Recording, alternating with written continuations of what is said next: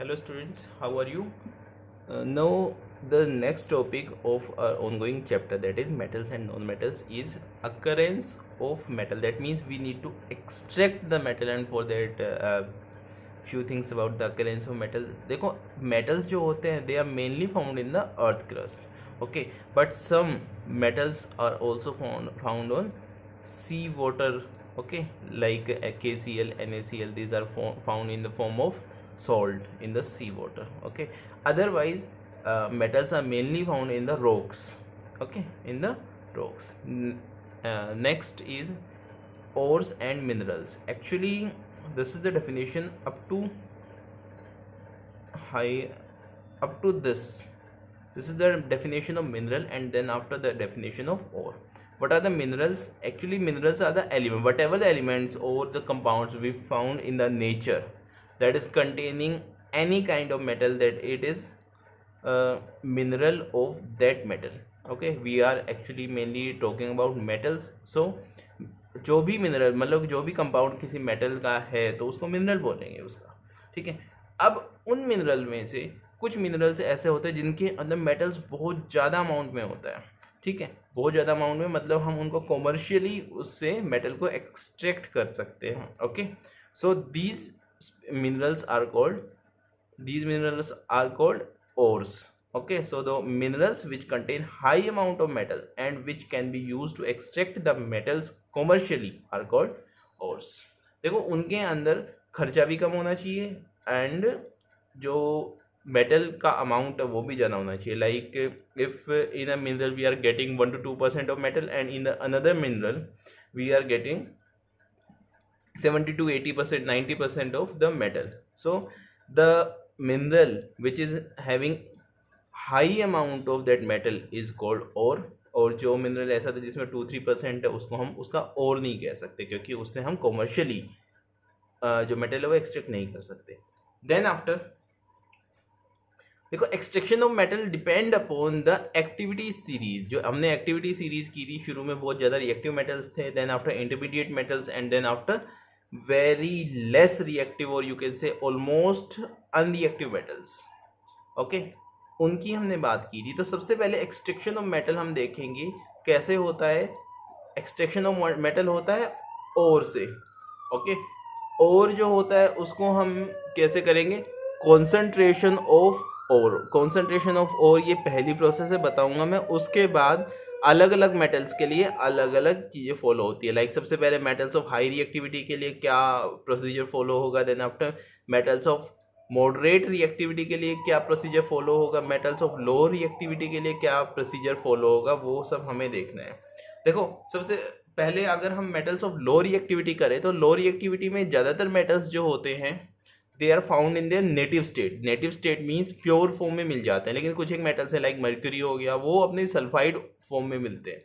तो sulphide form में अगर वो मिलेंगे तो सबसे पहले क्या करेंगे, उनका सल्फाइड अलग करेंगे, उसको हीट करेंगे, रोस्टिंग प्रोसेस बताऊंगा मैं तुम्हें, एंड देन आफ्टर उसको मेटल को एक्सट्रैक्ट करते हैं. Then after moderate reactive metal जो होते हैं they are mainly found in the form of sulphides और कार्बोनेट्स. तो दोनों में जो प्रोसेस फॉलो होती है वो करेंगे. Then after metals of high reactivity, high reactivity के मेटल्स को ओनली इलेक्ट्रोलिसिस से हम प्यूरिफाई करते हैं, अलग करते हैं.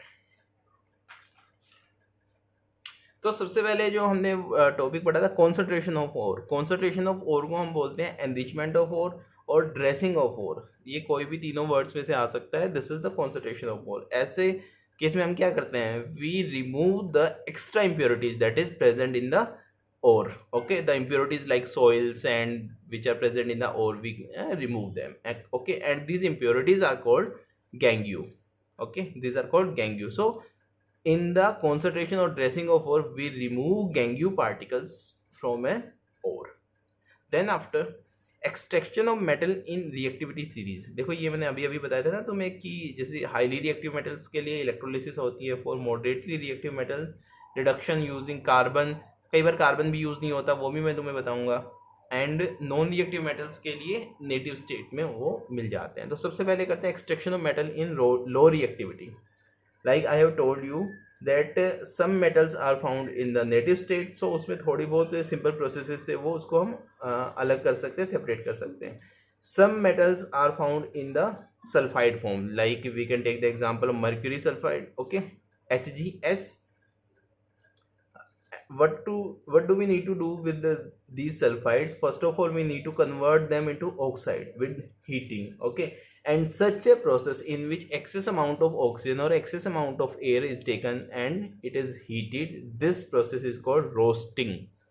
This process is called roasting, okay. One more thing, ये जो है HGS होता है, इस और का एक नाम होता है cinnabar. Cinnabar, okay, this is cinnabar. When it reacts with oxygen in presence of heat, it converts into its oxide, and this mercuric oxide further heated to give pure mercury, okay. Oxygen is separated out.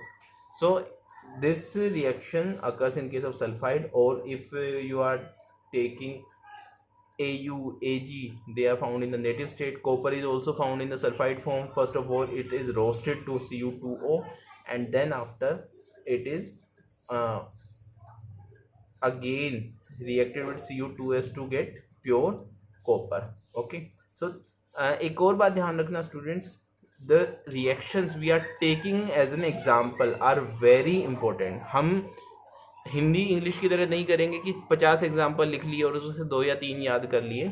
यहाँ पे एक एक reaction जो example में ली गई है, they are very important, okay. So remember each and every reaction. Then after extraction of metal present in the middle of activity series, okay, that means the moderately reactive metals. अभी मैंने तुम्हें बताया था they are found in the sulfide and carbonate form, okay. First of all, they are converted into their oxides from their sulfide or carbonate, and then after we reduce them. और मैंने कल भी बताया था reducing means to remove oxygen from a molecule, okay. Addition of oxygen is called oxidation and removal of oxygen is called reduction, okay. तो हम यहाँ पे रिडक्शन करेंगे. देन आफ्टर देखो, फर्स्ट ऑफ ऑल हमें अलग अलग जो ओर्स होते हैं टाइप, उनके लिए अलग अलग मेथड्स यूज़ करने होते हैं. जो सल्फाइड ओर होते हैं उनके लिए रोस्टिंग, एंड जो कार्बोनेट ओर्स होते हैं for that we use calcination, okay. So first of all roasting, I just told you that roasting is the process of converting an ore into its oxide or a metal into its oxide in the presence of excess of air, okay, and heating भी की जाती है और excess of air भी. जैसे कि ये reaction है, इसमें देखो this is excess of air means oxygen है यहाँ पे, and it is heated, it converts into zinc, converts into its oxide, okay. Then in case of calcination, we heat the substance to convert it into its oxide, but without the presence or very less supply of air, okay. इसमें excess supply of air होती है roasting में, और calcination में less और almost no supply of air takes place, okay. एक example लिया है मैंने, एग्जांपल पहले लिख दिया. जैसे जिंक कार्बोनेट है, when it is heated it converts into zinc oxide and carbon dioxide, okay. In this calcination process the ore is heated and converted into its oxide. अच्छा, अब जो ये जैसे ये वाला है या ये वाला है, जब इनके ऑक्साइड्स बन चुके हैं, देन आफ्टर हमें प्योर मेटल कैसे मिलेगा? So for getting the pure metal we react them with the carbon, okay. इसको भी हम कार्बन से कर सकते हैं, वहाँ भी कार्बन से कर सकते हैं. They react with carbon to form pure metal plus carbon monoxide, and if excess of air is there it can convert into carbon dioxide. So carbon is working, देखो हमने इसको Zn का ऑक्सीजन निकाल दिया, एंड रिमूवल ऑफ ऑक्सीजन इसको reducing. So और जो भी कंपाउंड या एलिमेंट किसी दूसरी चीज को रिड्यूस करता है उसको उसका रिड्यूसिंग एजेंट बोलेंगे. देखो इसने इसको रिड्यूस किया, so it is called reducing agent. So carbon is working as reducing agent here, okay. It is reducing zinc oxide to zinc. Then after we can take another example, or we can take another process by which we can get the pure metal. देखो इस reaction में हमने carbon को as a reducing agent नहीं use किया, but we are taking a reactant that is a metal which is more reactive than Mn. Aluminium is more reactive than Mn, so it will replace Mn, okay. तो ये replace करेगा और oxygen के साथ aluminium attach हो जाएगा, and it comes out to be 3Mn in the liquid form. देखो ये बड़ी काम की बात है. liquid form means a lot of energy is released here, and this energy converts this metal into liquid form.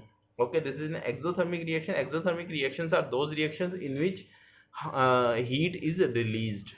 Okay, तो इसमें reaction में हीट रिलीज होगी and it converts Mn into its liquid form. Okay, and this aluminum oxide comes out.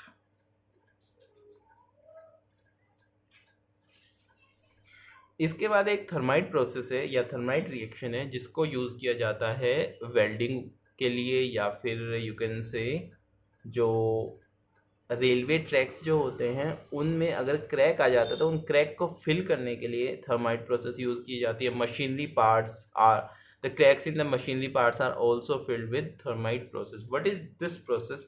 Actually, in this process iron oxide is reacted with aluminium. Okay, that means less reactive metal oxide is reacted with a more reactive metal.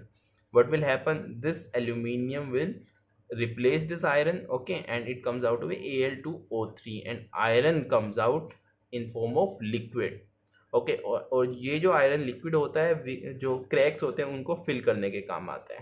ठीक है, क्योंकि अभी बताया था ना कि in such reaction very high amount of heat is released and that heat liquify the metal which is being extracted. Then after extracting metals in the top of the activity series, देखो हमने low reactivity moderate reactivity कर लिया. Then after the extraction of metals of very high reactivity. So these are the the high reactivity metals. I have already told you they can be extracted only by electrolysis. Okay, so क्योंकि क्या होगा अगर हम लोगों ने उनको try किया, like एक एग्जांपल ले सकते हैं, Na2O है, हमने उसको रिड्यूस करने की ट्राई की कार्बन के साथ. इसकी एफिनिटी या फिर इसकी बॉन्ड बनाने की, इसकी कंपाउंड बनाने की ऑक्सीजन के साथ जो एबिलिटी है वो कार्बन से ज़्यादा है. सो कार्बन इसको रिप्लेस कर ही नहीं पाएगा, तो ये रिएक्शन होगी ही नहीं. ठीक है, so we use electrolysis in the extraction of such metals. Okay, ये मेटल्स कौन कौन से, like we can take sodium, magnesium, calcium, aluminium. Other examples are lithium, caesium. These are the examples of the highly reactive metals. तो हमें तो ये 4 ही करने हैं. तो कैसे करते हैं रिएक्शन इसमें? इलेक्ट्रोलिसिस में तुम्हें भी पता है इलेक्ट्रिसिटी सप्लाई की जाती है और 2 इलेक्ट्रोड्स होते हैं, one is cathode and another one is anode. ठीक है, कैथोड के ऊपर मेटल आ जाता है और एनोड के ऊपर मेटल का जो भी सोल्ट होता है. जैसे यहाँ पे अगर हमने मान लो मेटल क्लोराइड यूज़ किया है, फॉर एग्जांपल NaCl, MgCl2, तो उसका जो क्लोरीन होता है वो एनोड पे आता है. कैसे? देखो, हम इनको में मेटल्स को सोल्ट्स को मोल्टन फॉर्म में यूज़ करते हैं, एक्वस फॉर्म में यूज़ नहीं करते. याद रखना है ये, we use the salts in the molten form. Okay, जैसे कोई भी मेटल है, अब मेटल की वैलेंसी कितनी हो सकती है? Some metals can go in +1 state, some in +2, +3. तो मैंने ये N ले लिया, that means metal with N positive charge. Okay, like if sodium is there, it is having +1 charge. If magnesium is there, it is having +2 charge. If aluminium is there, it is having +3 charge. Okay, so Mn ले लिया, एक common ले लिया, and if n electrons are added in Mn, it comes out to a metal in the solid form. Okay, at anode अगर मैंने अभी बताया chloride लिया, तो ये क्लोराइड से क्लोरीन गैस आएगी, इलेक्ट्रॉन जो एक्सेस में वो इससे रिलीज हो जाएंगे. तो एक एग्जांपल ले लिया, if sodium is attached then Na positive gives out sodium. So in this way the extraction of the metals with high reactivity takes place. तो अभी हमने extraction of metals of low reactivity, intermediate reactivity and high reactivity जो है वो की है. That's all for today. Thank you.